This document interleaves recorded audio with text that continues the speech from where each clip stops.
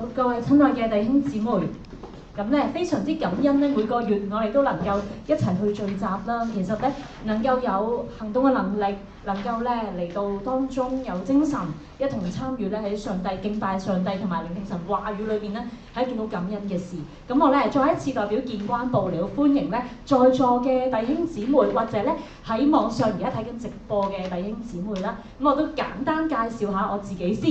咁咧我就係恩福堂裏面咧建關部其中一位嘅牧者啦。咁我就叫做 Ivy 嘅。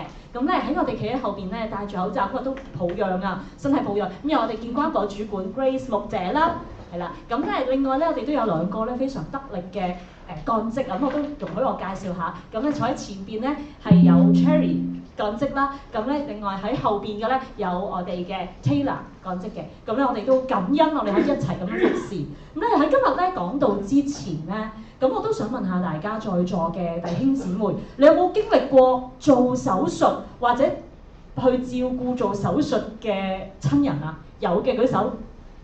啊，好大部分都有喎。咁我自己咧都要舉手啦，因為我咧 both 啊，我又做過手術，我又照顧做過做手術嘅人。咁咧就我要回撥翻時間喺我人生咧，其實我做咗3次手術㗎啦已經。咁啊第一次咧就係我好年輕嘅時候咧去接受手術，嗰陣時咧大學畢業冇幾耐嘅啫，一接肚好痛喎，都唔知發生咩事，咁咧就入咗急症。個痛咧就持續啦，最後發現原來咧我嘅卵巢生咗個好大嘅畸胎瘤，嗰個大嘅個龐大到咧照嗰個，即係當時咧我喺某一間政府醫院照嘅時候咧，嗰個咧照嗰人咧直頭佢照到咧，即係我照腎嘅嗰陣時，佢照完之後咧，你知啦，政府嗰啲咧佢望到個 screen 你望唔到，你唔知佢照到啲咩。哇！我見到個醫生面容扭曲喎，我好驚。跟住咧個醫生咧。佢咧疑似喺我膀胱以外發現另一個膀胱，所以你明唔明係咪好驚？因為人有兩個膀胱嘅咩？咁啊梗係唔係啦。其實咧我去嗰間醫院咧係細醫院嚟嘅，咁就冇婦科嘅。咁其實咧原來我就係有個好大嘅畸胎瘤，咁之後咧都要做手術割咗佢啦。咁我就等唔切政府啦，咁都要割啦。咁但係因為咧個瘤太大啦，於是咧我嘅下腹咧就割咗咧有15 cm， 即係一把間尺咁長嘅一刀，係中型手術嚟㗎啦。咁大家都想像到，哇！喺個肚腹界一刀，真係唔好引我笑啊！笑會點啊？係啊，痛死啦，係咪？即係爆埋啦。咁但係咧，哎呀，真係非常不幸。我咧對於咧全身麻醉嘅麻醉藥係極之敏感。我唔知在座有冇人對麻醉藥敏感？咁咧，真係恭喜你啦！你冇我嘅經歷。我對麻醉藥嘅敏感係在於我做完手術之後不斷作嘔喎。你想象一下，作嘔嘅時候，你嘅肚腹會點？但係你又想象一下，啱啱做完手術會點？哇！真係痛到飛起啦，係咪？都驚啲線爆。咁嗰段時間咧，真係好辛苦，慢慢過啦。不過即係我想講，就算之後咧，我唔需要再吊鹽水之後咧，其實都有好多挑戰嘅。原來我細緻到咧，去斟杯水，想飲杯水、飲啖水，原來咧都好艱難，甚至乎咧要屋企人幫手。所以咧口渴嘅感覺咧，實在係好可怕㗎。大家都知啊，我做手術前咧有樣嘢係一定要注意嘅，知唔知係咩啊？冇錯啦，禁飲食啊，至少8個鐘啊嘛。咁咧我都真係好歷歷在目，記得我之前嘅經歷啦。但係無論如何，我都想講咧，哇！原來一個人都唔能夠好自如咁嚟到飲水。飲水好簡單，我口渴飲水啦。但係原來當一個人佢唔能夠好自如飲水咧，係好痛苦㗎。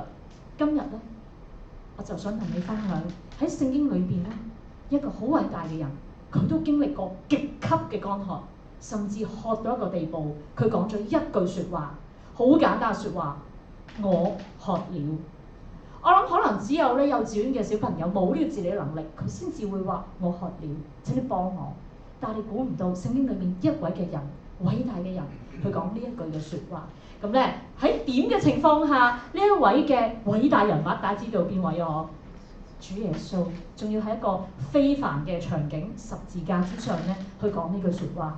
不如我哋先嚟到讀一讀聖經，以致我哋重溫一下耶穌到底講呢段説話時候場景係點嘅咧？我哋一齊嚟到去讀咧《約翰福音》19章28到30節。請大家幫我讀出經文。這事以後，耶穌知道各樣的事已經成了，為要使經上的話應驗，就說：我渴了。有一個器皿盛滿了醋，放在那裏，他們就拿海蓉沾滿了醋，綁在牛膝草上，送到他口。耶穌嘗了那醋，就說：成了，便低下頭，將靈魂交付神了。嗱，呢度咧好簡短3節聖經嘅啫。我今日咧就想透過呢3節聖經，特別 focus 咧，主要集中喺耶穌嘅一句説話：我渴了裏面咧，嚟到讓我哋領受今日神要話俾你聽3個呼嘅信息。嗱，我接住落嚟咧會有3個點，每一個點咧都以呼字作為開始咧一個小標題去到貫穿嘅。先嚟到第一個呼，呢個呼係出自耶穌把口啊！耶穌點解會講出呢一句我渴了嘅説話咧？原來第一個呼係呼應啊！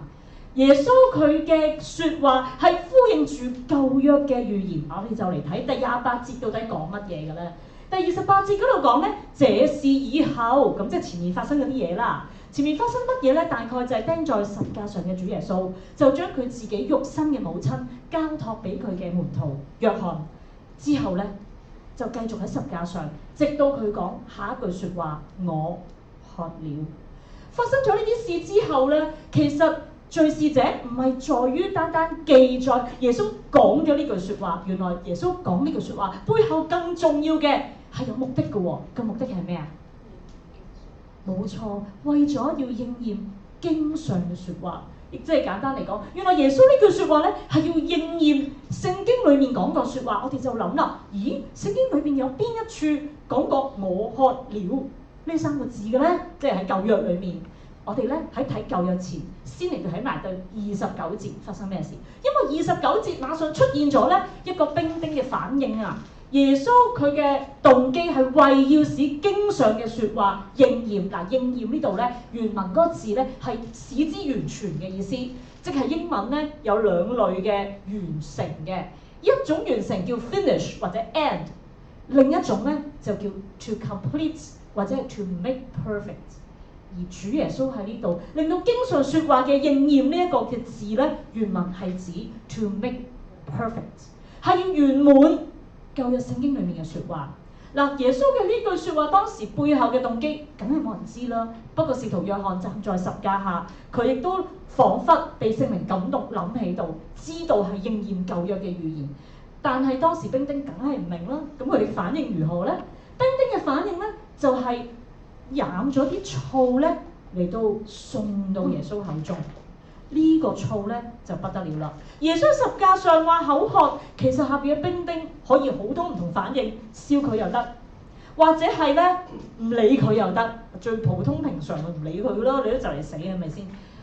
但係耶穌即係卻係有醋咧送到口中，呢句咧就更加令到經上的話應驗咧係更加 complete。點解咧？因為經上應驗嘅説話係呢一句啊，就係喺詩篇69篇21節。我可唔可以請大家一齊讀啊？1、2、3。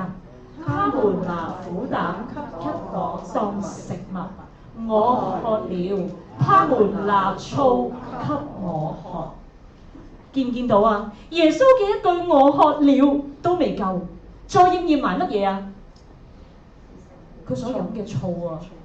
完全呼應住舊約嘅預言應許，就係讓我哋知道詩篇69篇亦都堪稱為一個彌賽亞嘅詩篇，去預告救主。耶穌就在十字架上面，其中呢個片段亦都話俾我哋聽，佢唔單止呼應咗舊約嘅預言，佢更加係救主。而弟兄姊妹，當大衛去寫詩篇69篇嘅時候，其實大衛都好慘㗎。你睇埋佢前面嗰句係咪好苦啊？佢哋拎苦膽俾我當食物，我渴啦，佢哋俾醋我飲。嗱，各位弟兄姊妹，我哋足見到嘅係在十架上嘅主，佢就係藉着佢呢一句嘅呼叫，佢呢一句嘅我渴了，去呼應住舊約裏面嗰種嘅艱難，證明佢就係主，佢就係神。呢個係第一個呼應舊約嘅預言。不過耶穌呢句我渴了咧，唔單止呼應舊約嘅預言，因為仲有第二個呼，我相信對我哋每一個嚟講咧，都係好感動㗎。估唔估到呢個係咩呼啊？呢個咧係呼喊嘅呼，就係耶穌在十字架上面佢嘅身體、心靈都因為需要而發出嘅呼喊。嗱，我哋再望下咧，喺呢段聖經裏面，你會見到耶穌佢話我渴了呢一句説話之後咧，佢係受了那造㗎。線上我哋回撥翻耶穌由佢喺客西馬裏面禱告啦，接住佢係被捉拿。你諗下佢成晚經歷咗啲乜？耶穌成晚經歷嘅咧就係被凌辱啦，輾轉喺唔同嘅人手下被審判啦，被屈枉啦，被鞭打啦，流血啦。而嗰朝佢仲要背負沉重嘅十架。頭先詩歌裏邊講到，真係我哋都要背負自己嘅十架。你想象一下，耶穌背負住嗰個木頭，佢成晚冇瞓過，滴水不沾啊！有邊個俾杯水佢飲啊？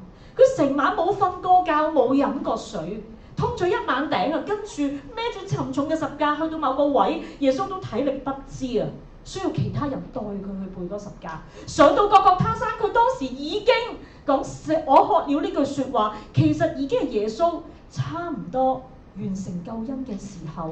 你想象一下，佢嘅手係被刺透，腳亦都被刺透，何等嘅痛楚！血不斷喺度流，大家知道耶穌嘅死咧係血流盡而死嘅。你想象到嘛？嗰種嘅痛苦，當一個人流血咧，其實同時間咧都會缺乏一啲嘢嘅。除咗缺血之外，仲缺咩啊？大家知唔知啊？係會缺水嘅。佢成晚冇飲過水啊！佢嘅身體不斷承受好多嘅痛楚，都係會流汗嘅。姊妹，弟兄姊妹，你會見到我哋嘅主係何等嘅痛苦。因此冇話應驗經上預言，即使係普通嘅一個人，都會喺呢個時候打從心底發出一份呼喊：我渴啦！主耶穌何等嘅飢渴，何等嘅痛苦。而主耶穌呢句説話接埋第29節，佢嘗了嗰個醋，30節講佢受了那醋咧，都俾我哋一個感動嘅圖畫，即係耶穌佢的確係渴了。不過我哋都要理解一下呢個醋係什麼東西。嗱，呢個醋咧就唔係我哋現代人咧加鹽加醋嗰啲醋咁簡單嘅。呢個嘅醋咧，其實係一啲極之低劣、品質低劣啊嘅一啲酸酒，即係一啲唔靚嘅酒，只有啲極度低下嘅人，甚至可能咧係一啲即係點解會十架下會有醋咧？可能係兵丁呢啲級數，即係比較低級嘅一啲工作人員，佢哋先至會咧可能解渴或者點都好啦，攞嚟飲㗎。咁而至於咧，我哋要做一個少少嘅對比，呢個醋一啲都唔好飲啊，一啲都唔好飲啊。不過咧，耶穌卻受喎，但係原來咧，耶穌唔係單單咧曾經被提供醋，原來耶穌曾經咧喺釘十架前咧被提供過另一樣嘢，有冇人知係咩啊？我哋一齊嚟睇下啦。喺馬可福音15章23節，可唔可以幫我讀出你見到嘅經文啊？請讀。拿沒藥調和的酒給耶穌，他卻不受。釘十架前嘅主原來曾經喺酸醋咧係去到差唔多十架上就嚟死嘅時候，我渴了之後咧係被提供嘅。但係原來十架前咧，主耶穌係被提供咧呢個沒藥調和嘅酒喎。你估係咪一樣嘅嘢嚟啊？嗱，我話俾你聽，唔係啊，好唔同㗎。沒藥調和嘅酒係乜嘢咧？你見到個藥字，你大概都估到，咦，係咪有啲藥用成分咧？弟兄姊妹，如果你做過手術咧，嗱，我一開始已經講手術啦，因為我都3次㗎，係咪先？頭先都講俾你聽啦，我對乜嘢好有反應啊？麻醉。冇錯，呢度嘅藥咧，其實係有目的㗎。原來釘十架呢個酷刑太痛苦啦，頂唔住㗎，所以咧一般咧喺釘前，好可能咧會有些微簡單少少嘅沒藥調和嘅酒，係用嚟做咩咧？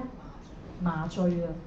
等嗰個痛咧唔會話太勁咧。等你釘耐啲嘅，明我意思嗬？太勁嗰啲咧，一下死咗就失去咗佢哋認為釘十架個殘酷意義。所以咧，當時耶穌對呢一個有麻醉鎮痛作用嘅沒藥調和嘅酒，佢反應係點啊？佢唔受啊！耶穌唔係因為真係想減輕自己嘅辛苦，而唔受，而因為耶穌知道佢釘十架係要為我哋眾人嘅罪，就係幫我哋咧承擔咗本來應該係我哋受嘅嗰個痛苦。但係今日當你做個對比嘅時候，佢冇去接受能夠緩和佢嘅痛苦嘅嗰個沒藥調和嘅酒，但係佢卻受咗嗰個極度品質低劣嘅醋。嗱，我哋又退一百步，又諗一諗，當時嗰啲兵丁咧俾啲醋耶穌飲喎，耶穌話我渴了啊嘛，你覺得兵丁嘅動機係好啊定係唔好嘅咧？好多都領頭啦。我哋又參考路加同埋馬可另一處，喺路加福音嗰度咧，請姊妹幫我讀路加福音啊。兵丁也戲弄他，上前拿醋送給他喝。請弟兄幫我讀馬可福音啦。有一個人跑去，把海蓉沾了滿了醋，擋在葦子上，給他喝，說：且等着看以利亞來不來把他取下。你見我已經 highlight 咗一個好大嘅重點，無論路加，無論馬可，佢哋記載要話俾我哋聽，兵丁嘅動機絕不是好嘅。兵丁帶住一個立壞嘅心腸，佢要戲弄耶穌啊！佢而家要奚落耶穌啊！甚至佢咧聽到耶穌之前嘅一句：我嘅神啊，我嘅神，你為什麼離棄我？佢以為耶穌叫以利亞嚟救佢，所以佢話：以利亞嚟唔嚟啊？佢哋並唔係帶着好意將醋俾主耶穌，但係無論如何，主耶穌都將呢個極度品質低劣、完全冇鎮痛麻醉作用嘅醋都飲咗落去，因為佢背負住我哋嘅痛啊！弟兄姊妹，耶穌呢一句我渴了係要話俾我哋聽，佢明白人經歷嘅痛苦。聖經裏面冇記載過耶穌有冇病，其實我都幾稀奇嘅。耶穌有冇感冒過嘅咧？聖經真係冇記載。不過呢啲可能都唔重要，但係唔好因為耶穌冇被記載佢疾病有個病，而我哋會懷疑佢明唔明㗎？其實話俾你聽，耶穌絕對明白，因為釘十架嘅痛，我相信咧係不下於當我哋喺癌症或者我哋有其他疾病裏面嗰種嘅激痛，主耶穌都承受過好大嘅痛，甚至佢成晚冇滴水不沾，佢喺十字架上面不斷流住血，亦都缺水嘅狀態。佢講咗一句：我渴了。耶穌呢一度嘅我渴了，係一個打從心底嘅呼喊，一個身心需要嘅呼喊。喺咧新加坡咧有一個實驗喎。呢個係新加坡國立大學做嘅實驗，呢個咩實驗咧？叫手浸冰水啊！係咩實驗嚟嘅咧？呢個實驗咧就係招來咗大概56位啦，大概22歲左右嘅年青人去做呢個實驗嘅。咁啊，大家見到個圖都大概估到啦，有一啱嘅冰水擺喺度，大概4度到啦。咁啊，隻手咧就浸喺冰水裏邊。咁咧就睇下佢可以，即係呢22歲呢56個咧嘅年青人，大概可以浸到幾耐喎？忍受到幾耐？大家知道浸冰水，哇好辛苦痛㗎嘛，係咪？好啦，其實咧就唔係普通浸咁簡單嘅。56位裏邊咧分做4組啦，你當每一組咧都有唔同嘅狀況下嘅，有啲咧就咁浸，有啲咧就係喺浸之前事先咧已經叫佢哋咧錄音啊，錄定自己咧嗌嗰啲聲啫，嗰啲咧錄定嘅，到時一路浸一路播嚟聽。咁又有一組咧，就係一路浸咧係容許佢嗌出嚟嘅，而最後仲有一組咧，就容許佢咧一路嗌成一路撳叮叮叮叮叮叮叮叮叮叮叮咁樣啦。結果發現一般就咁浸唔準出聲啞忍嗰啲咧，原來咧可以浸到24秒喎。好啦，考考大家，你估其他組別嘅狀況係點啊？嗱，認為其他組別狀況係會長啲嘅請舉手，浸耐啲嘅。好，認為短啲嘅請舉手。竟然係咁，就要話俾你聽咧，最後結果啦喎。結果發現一路浸一路可以嗌出聲或者撳叮叮發泄嗰啲咧，可以浸到29秒。不過一路聽翻自己浸之前喺度嗌嗰啲咧，係毫無作用。研究發現咧，原來當一個人好痛嘅時候咧，佢能夠透過講啦、嗌啦，或者一啲嘅方法去發泄表達嘅話咧，佢嘅痛楚、忍耐痛楚嘅能力咧係高啲嘅喎。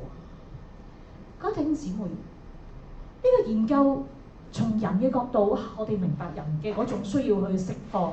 但係當我哋再望翻十架上嘅主，我哋就會多一份嘅感受。我哋嘅主，佢講出十架7言裏邊其中一句我渴了咁簡單嘅説話，唔單止呼應舊約嘅語言，更加係一個身心需要嘅呼喊。連我哋十架上嘅主，佢都喺身心需要嘅時候發出呢個呼喊。弟兄姊妹，你都可以。我相信我哋自己，無論自己有病，或者我哋照顧身邊嘅人，我哋好多壓力，好多嘅痛，有時甚至內心嘅痛仲辛苦過肉體嘅痛。有時你見到你愛嘅人受緊痛苦，你心裏面寧願不如受苦嗰個係我啦，我好痛啊！弟兄姊妹，今日我要作出嘅邀請，你願唔願意好似主耶穌咁，在十架上都嚟到作出身心需要嘅呼喊，你都去呼喊主啊，救我哋，主幫助我哋，嚟到主嘅面前向主呼喊。上帝聽禱告嘅神，嚟到今日要分享最後一個呼，呢個呼呢，可以話同全人類都有關。呢個呼係乜嘢呼呢？耶穌唔單止講我渴了，因為經文仲記載咗耶穌另一句呢，十架上講嘅説話。我哋先讀咗嗰句説話先。請大家幫我讀多一次30節好嗎？1、2、3。耶穌嘗了那醋，就説成了，便低下頭，將靈魂交付神了。呢度嘅成了呢個字不能不講啊！原文裡面呢，其實都係咧帶有一種圓滿嗰個字。如果你記得我頭先解呢，就係應驗經上説話嗰個應驗呢，其實同呢個字原文裡面呢，其實佢哋兩個字係有關聯㗎，係有關係嘅，都係解咧，唔係 finish 唔係 end 咁簡單，而係解咧to make complete，to complete 或者 make perfect 係圓滿啊！耶穌喺講成了嘅時候，佢圓滿啊，因為佢嘅救恩工作已經完成。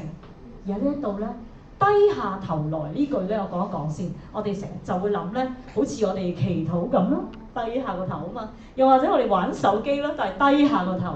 但係原來耶穌呢度嘅低下頭，其實佢嘅動作咧，應該係好似猶太人一般食飯。其實佢哋唔係咁樣坐喺度食嘅，佢哋咧一隻手托住個頭，成個人攤喺度咁樣食。耶穌當時嘅狀態，有啲學者認為好可能佢個頭唔係耷低。佢講完成了，佢其實個頭係向上，有咩意思啊？冇錯啊，將靈魂交俾神。主啊，我成了。呢句成了唔係對人講啊，可能係對神講都唔定。無論如何，呢句説話咧，加埋前面嘅我渴了，出現咗今日我要分享嘅第三個呼。呢個呼係乜嘢咧？呢個呼係一個呼召，係一個呼喚，係一個真愛嘅呼喚，真愛拯救嘅呼喚。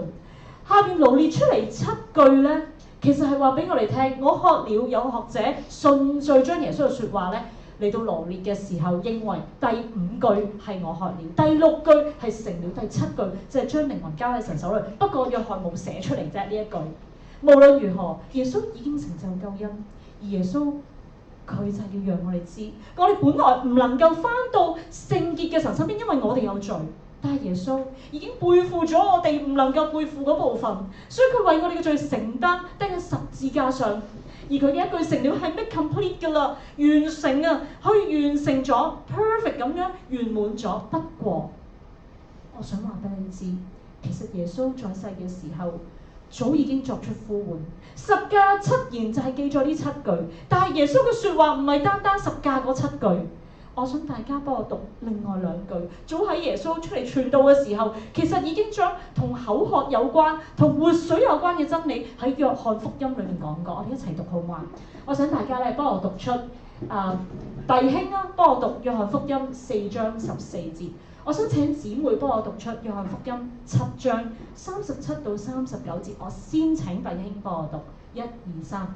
人若喝我所賜的水，就永遠不渴。我所賜的水，要在他裏頭成為泉源，直湧到永生。請姊妹，節期的末日就是最大之日。耶穌站着高聲說：人若渴了，可以到我這裏來喝。信我的人就如經上所說，從他腹中又流出活水的江河來。耶穌這話是指着信他的人要受聖靈說的。那時還沒有賜下聖靈來，因為耶穌尚未得着榮耀。各位弟兄姊妹，原來耶穌早已經喺兩個唔同嘅場合裏邊提及到活水啊！耶穌未喺十架上講我渴了，其實佢已經呼籲緊口渴需要活水嘅人去到佢嗰度。呢個係一個真愛拯救嘅呼籲。喺約翰第4章，耶穌咩環境情況下講呢句説話呢？耶穌當時呢，就係經過撒瑪利亞呢個地方，佢去到一個井，佢叫門徒出去買嘢食，佢就自己一個人留喺個井度。記唔記得發生咩事啊？有一個女人，當時咧男尊女卑，公開場合男人係唔會突然間貿然同個女人講嘢㗎。仲有喎，呢個唔係普通嘅猶太女人，呢個係乜嘢女人啊？係一個撒瑪利亞嘅女人。以色列人同撒瑪利亞人早就已經彼此仇敵㗎啦，仇視對方。再不可思議嘅係，呢個都唔係一個普通嘅撒瑪利亞女人，係一個咩嘅女人啊？係一個偷偷摸摸中午走去井度打水嘅女人。當時嘅文化唔會中午走去打水嘅，因為太熱啦呢個天氣。佢係為咗避開其他女人而呢個時候嚟，因為佢係一個不道德嘅女人。嗱，無論如何，耶穌當時面對住佢明知道呢一個人係一個乾渴嘅人，佢先至要嚟打水啫，咪打井水。但係耶穌卻由井水講到活水，因此耶穌佢呼喚一個本來唔配得人去尊重嘅撒瑪利亞婦人，佢同佢講：如果你願意嘅，你就嚟到，我所賜嘅水咧係永遠不渴嘅。我賜嘅水要喺佢裏面咧，甚至成為泉源，係湧到永生。而結果呢個井旁撒瑪利亞婦人亦都得着主所賜嘅活水。而下邊第7章嗰段咧，甚至耶穌嘅呼籲唔單單一個人啊。當時講明咧係節期嘅末日，我哋相信計過咧應該會係住棚節。住棚節會守節8日㗎。末日咧，即係第8日亦都會有盛事㗎，就係同潑水有關。耶穌就喺呢個時候把握機會，向住眾群眾好多守節嘅人嚟到作出高聲嘅呼籲。耶穌係高聲咁講，佢話乜嘢啊？人渴啦，可以點啊？到耶穌嗰度，十架上耶穌佢嘅一句我渴了，唔單止呼應舊約嘅預言，亦都唔單止俾我哋知道身心需要嘅時候，我哋可以呼喊。更感動嘅係，主耶穌呢一句早就已經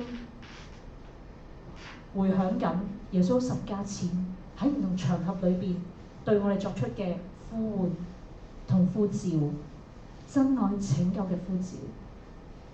如果在座裏面還有未信耶穌嘅，今天或許耶穌都要藉住佢嘅話語，再一次向你發出呼喚。最後好願意我哋一同嘅再一次透過耶穌十架上其中2句好簡短嘅説話，我渴了，成了，讓我哋再一次記低耶穌呢一句簡單嘅我渴了。第一個呼係咩啊？呼應舊約嘅預言啊。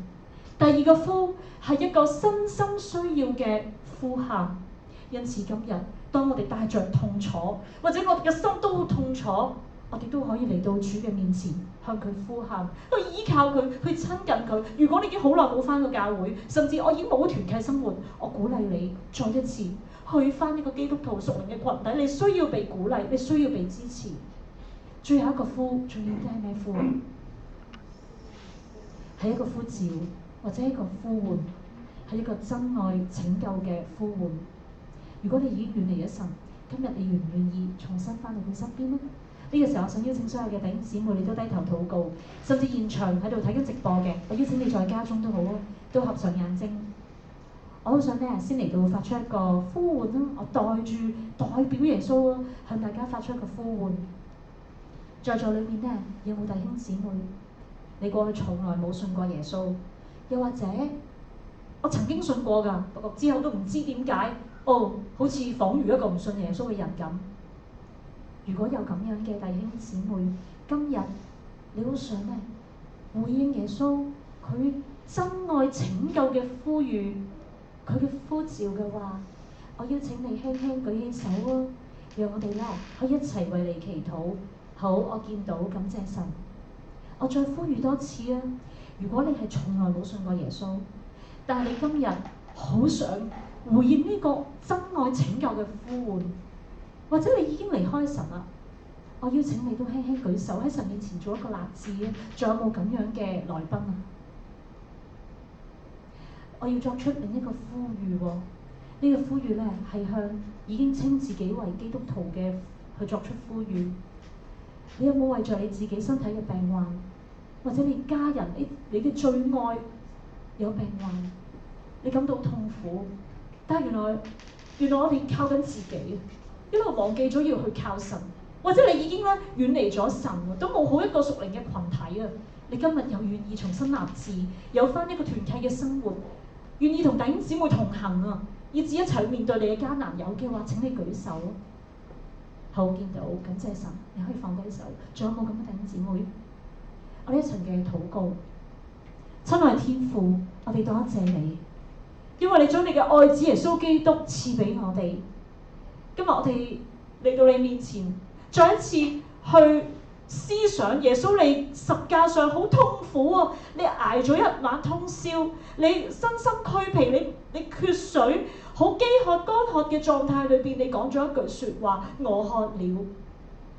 除咗為要應驗經上説話，以致呼應舊約嘅應許之外，仲有更重要嘅提醒我哋，係你個身心需要嘅呼喊，以致激勵我哋每一個。我哋話而家面對病患嘅痛苦，或我哋見證住我哋所照顧嘅、我哋所愛嘅人，佢好痛楚，我哋嘅心都好痛嘅時候，神，我求你感動我哋，去到你面前向你呼喊，呼求你嘅幫助，甚至翻到去屬靈群體裏邊，翻去教會裏邊，翻去團契裏邊，翻到家裏邊有其他家人嘅支持，我哋需要一同嘅禱告。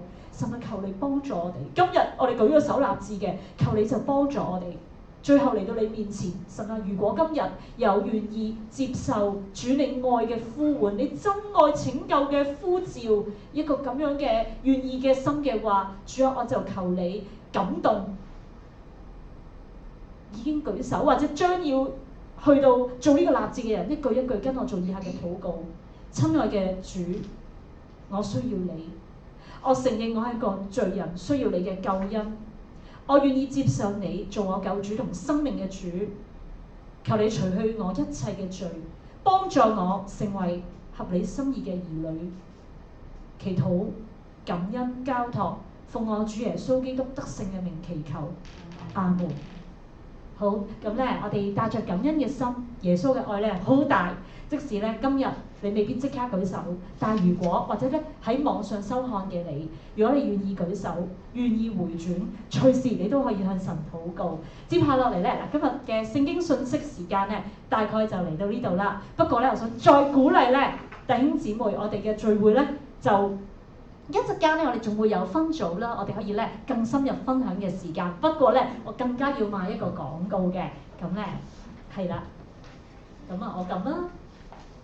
呢個係我哋一陣間分組嘅時候，如果你有興趣咧，可以就住頭先咧嘅信息內容咧做一個嘅分享，係啦。咁咧如果你睇唔到啲字都唔緊要，我哋一陣間小組裏邊咧會有一啲資深侍奉人員，頭先帶領我哋唱詩嘅侍奉人員咧，都會帶大家一齊分享啦。咁咧除咗分享咧聖經之外，你都可以分享埋咧你身體或者咧你愛錫嘅家人嘅身體出現咩狀況咧，可以點樣為你祈禱咧？咁我哋咧恩情恩臨天地咧，每一個月我哋都盼望咧，即係除咗4月、8月、12月之外，我哋都盼望我哋聚首一堂，一齊咧嚟到分憂，一齊同行。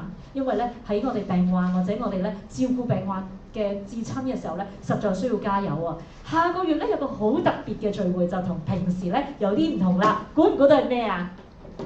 哎呀，在座資深嘅侍奉人員咧就知道啦。咁咧，下個月咧11月嗱好特別啦，我哋平時係第4個禮拜六嘅，但係下個月咧就唔係第4個禮拜六。精靈嘅你發唔發現係幾時啊？第5個。係啦，醒啊！第5個啊，就係咧我生日之後嗰嗰日泄露咗晒日期添。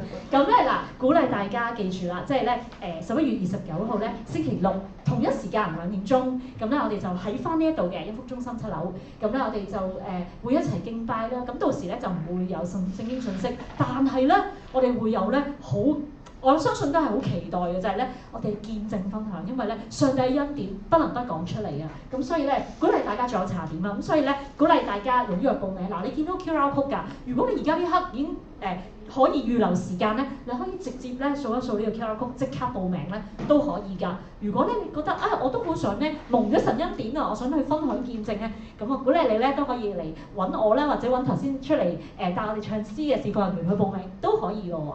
或者後邊嘅 Grace 牧者都可以嘅。好，咁咧，大家記住咯喎，即係踴躍參與。我哋嘅名額有幾多啊？60。哇，叻啊！60個。咁所以咧，你如果身邊認識有一啲咧即係都係咧同你相類似狀況嘅，你都可以邀請佢參與喺其中。都可以嚇。好啦，咁接下落嚟嘅時間咧，咁我哋會有分組嘅時候啦。好，咁咧，我哋今日咧聚會嘅時間嚟到呢度啦。